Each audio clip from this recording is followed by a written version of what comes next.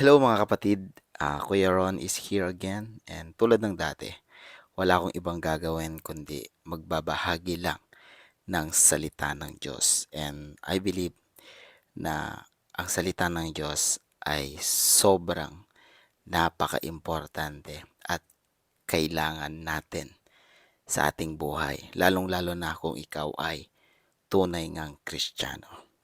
Sabi dito sa John chapter 1 verses 35 hanggang 42, sobrang ganda ng Word of God na ito and meron tayong matututunan. So, tapusin mo hanggang matapos. Tapusin mong video na to hanggang sa dulo para malaman mo kung ano nga dapat mong gawin pagkatapos mong marinig or pagkatapos nating basahin yung salita ng Diyos. So, let's begin. 35.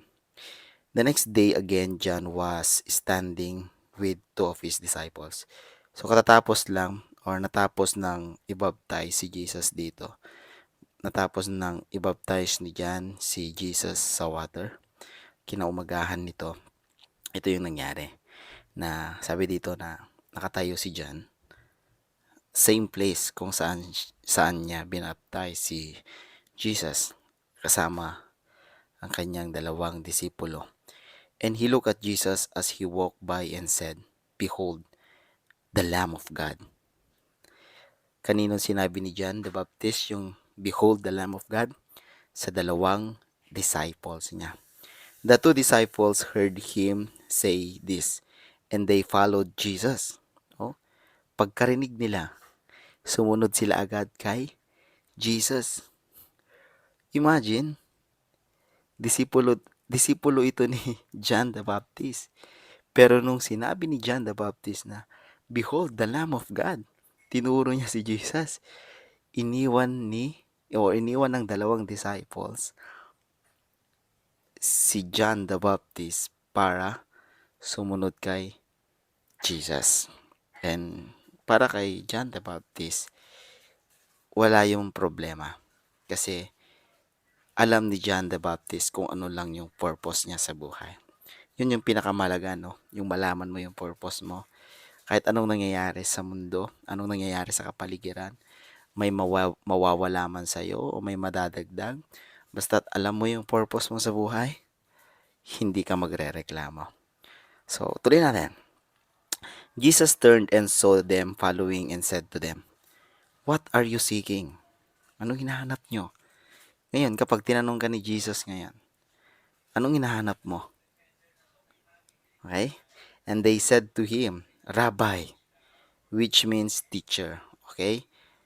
Rabbi, ibig sabihin ay guro. "Where are you staying?" Saan ka nakatira? Ayun, yung tanong nila. "Rabbi, saan ka nakatira?" O teacher, guro, saan ka po nakatira? He said to them, siyempre sumagot si Jesus, "Come and you will see." Halika at makikita mo. Ayun. Itong "come and you will see," sobrang sobrang gamit na gamit ito sa evangelism. Pero dito sa context na ito, actually tama na paano mo malalaman, paano mo makikilala si Jesus Christ kung hindi ka susunod sa Kanya. Hindi mo makikita kung hindi ka susunod sa Panginoong Hesukristo. Hindi mo siya makikilala kung hindi mo siya susundan. Hindi ka sasama sa Kanya. Okay? So they came and saw where he was staying. Yun nga, nakita nila. And they stayed with him that day. For it was about the 10th hour. Ayan. One of the two who heard John speak and followed Jesus was Andrew, Simon Peter's brother. So, alam natin, dito makikita natin na hindi si Jesus ang unang sinundan ni Andrew na kapatid ni Peter. Naging disciples muna siya ni John the Baptist bago siya naging disciples ni Jesus Christ, our Lord. Simon, sabi dito, one of the two who heard John speak and followed Jesus was Andrew, Simon Peter's brother.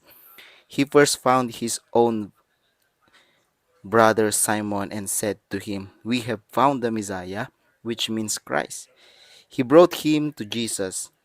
Jesus looked at him and said, "You are Simon, the son of John.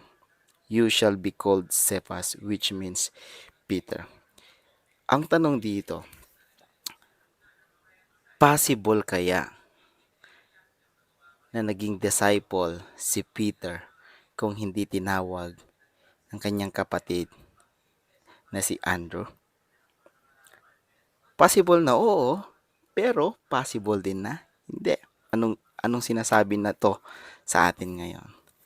Na si Andrew ay tinawag o hinanap agad ang kanyang kapatid na si Peter, na alam natin na si Peter ay isa sa mga naging disciples ni Jesus Christ, our Lord.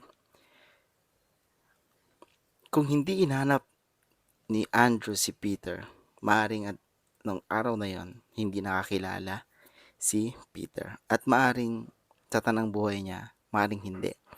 Or maaring oo. Pero ang the bottom line is, hinanap ni Andrew si Peter at nilapit ni Andrew si Peter at si Peter kay Jesus para makilala ni Peter si Jesus Christ at maging disciple ni Jesus Christ si Peter. So, ano ang implication nito sa atin? Ano ang nakikita nating pwede nating i-apply sa ating buhay na ginawa ni Andrew? Yun yung tayo bilang nakakilala na sa Panginoong Jesucristo, bilang follower na ni Jesus Christ, maaari ding gamitin ni Jesus o maaari ding gamitin ng ating Panginoong Diyos ang ating buhay para maabot yung ating mga pamilya na hindi pa nakakilala sa Panginoong Jesucristo. Maaring hindi lang sa ating pamilya, kundi sa ating mga relatives, sa ating mga dating kaibigan, o kahit mga kaibigan ngayon na hindi pa nakakilala sa Panginoong Jesucristo.